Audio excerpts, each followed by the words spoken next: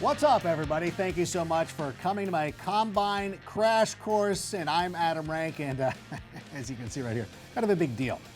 Now, this is for people who watch very little, if any, college football. If you are some astute tape grinder who never misses an episode of College Game Day, well, then you can subscribe to Move the Sticks right there. They will help you out. This is a remedial course because I am a remedial person. This is for anybody who doesn't know the difference between a Clemson Tiger and an LSU Tiger, and it's weird that both those teams were in the national championship. But let's get started with an LSU Tiger and start with Joe Burrow, the presumptive #1 pick in the NFL draft. Now, this guy went out in 2019 and had one of the most remarkable seasons ever for a college quarterback. Rewrote the record books, 5,600 yards. He completed 76% of his passes, 76! And if he goes #1 overall, he would be the first quarterback to win the Heisman and the national championship and go #1 in the NFL draft since Cam Newton. And this is the thing. This is what everybody loves about Joe Burrow, his decision-making ability. Namely, when he left Ohio State to go to LSU. Had to do it. I just had to do it. And the quarterback, though, that I think that he compares to most is Tony Romo. Oh, come on, guys. He was a good quarterback. Thank you. That's better. All right, moving on. We'll stick in the SEC, and let's talk a little bit about Tua. Let's just call him Tua. How about that one? Let's keep it simple. Actually, it's Tua Tagovailoa. Not that difficult. Tagovailoa.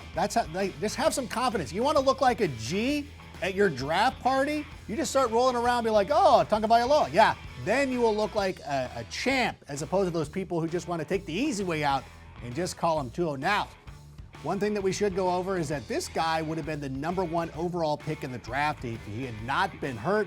Everybody was talking about certain teams tanking just to get an opportunity to draft Tua, but now because of his hip injury, he could fall, he could stumble a little bit in the draft. I think he compares favorably to Russell Wilson.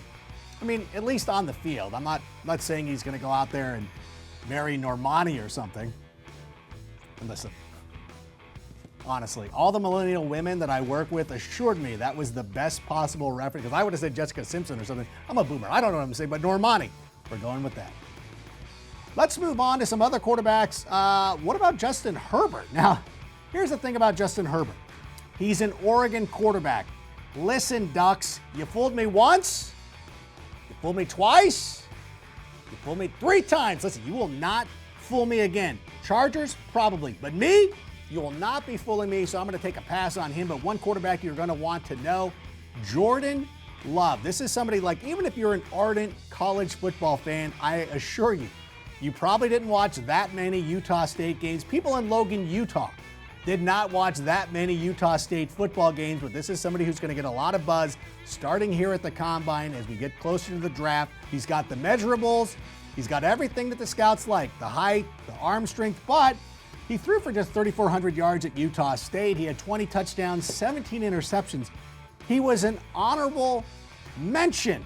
Honorable mention. Who are the guys in the Mountain West who are better than Jordan Love? How is he not the best quarterback in that conference?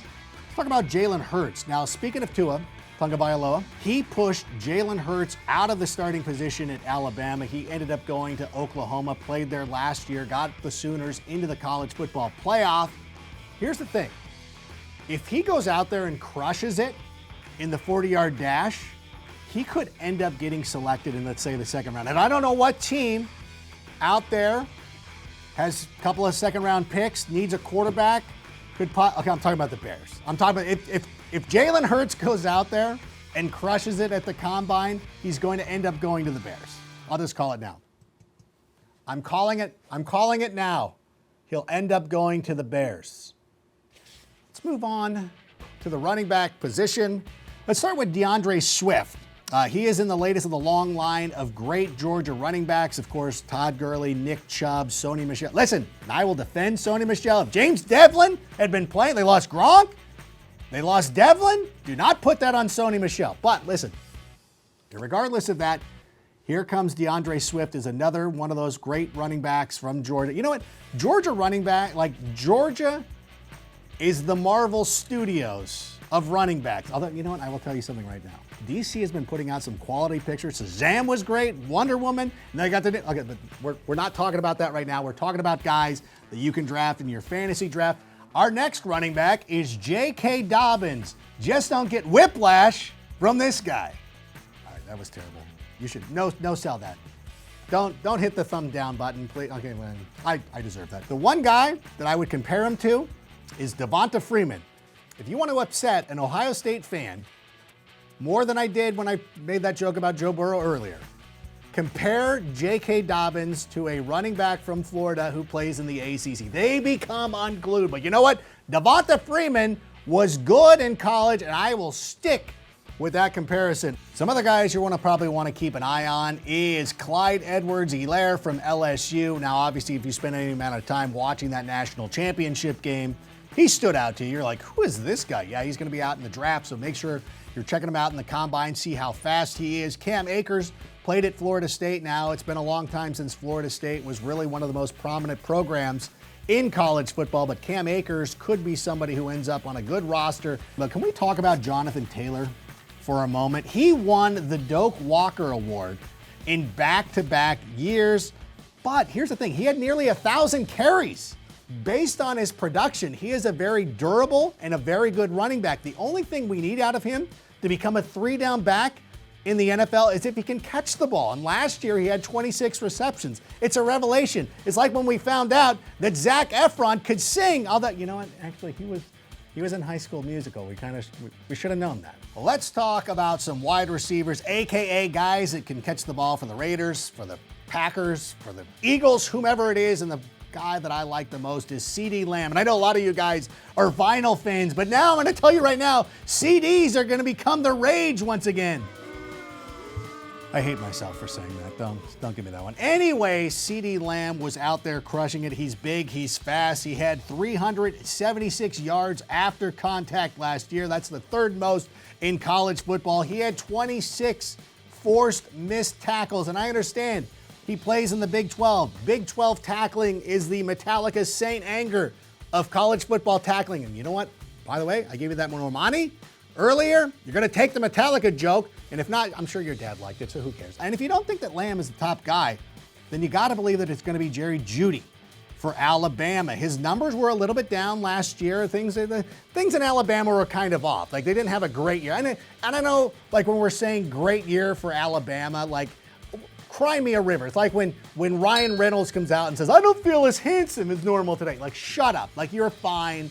I don't want to hear about it. But for Alabama, for your standards, it was not a great season for you. That I can understand. Henry Ruggs III, the other guy for the Alabama Crimson Tide. One thing that we need to see out of Henry Ruggs III is the speed. How fast is this guy? Watch this play right here. Watch that little play right there. Run like the wind.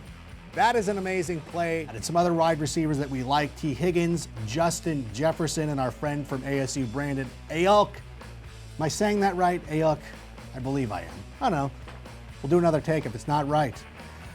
And finally, you might have noticed we haven't talked a lot about tight ends. Mostly because rookie tight ends are hugely disappointing in the NFL. We saw it last year. TJ Hawkinson had that amazing week one.